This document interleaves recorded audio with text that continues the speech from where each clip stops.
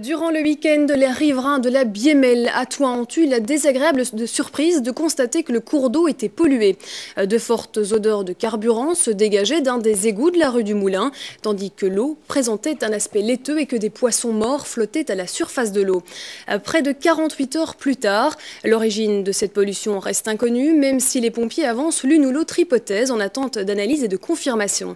Sur place, un barrage a été installé à la sortie d'un égout pour filtrer les hydrocarbures, comme l'ont constaté Laurent Sermel et Luc Willems.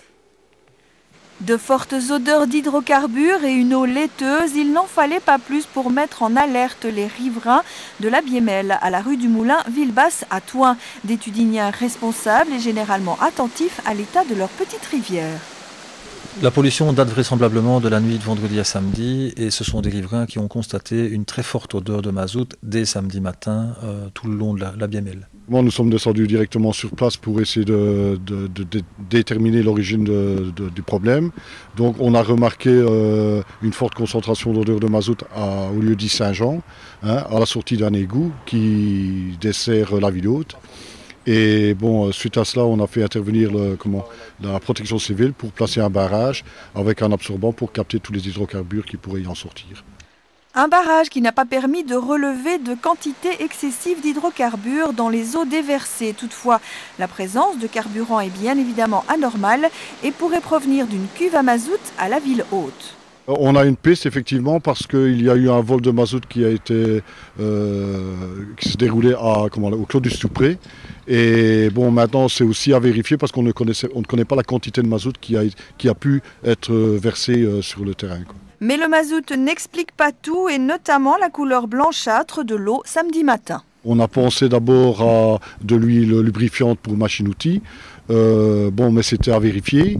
Maintenant, on se pose la question de savoir si ça ne serait pas lié au sel déposé sur les routes pendant les fortes gelées qu'on a connues. Aujourd'hui, la situation se stabilise, les poissons ne dérivent plus sur les berges, mais les autorités attendent impatiemment le résultat des analyses effectuées sur place pour déterminer la cause exacte de cette pollution. Un accident d'autant plus déplorable que la Biémel se porte bien d'ordinaire. C'est une rivière très poissonneuse et voir tous ces poissons morts qui dévalaient la rivière, c'est très peinant, effectivement.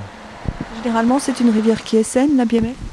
Oui, c'est une rivière très saine, bien gérée par une société de pêche.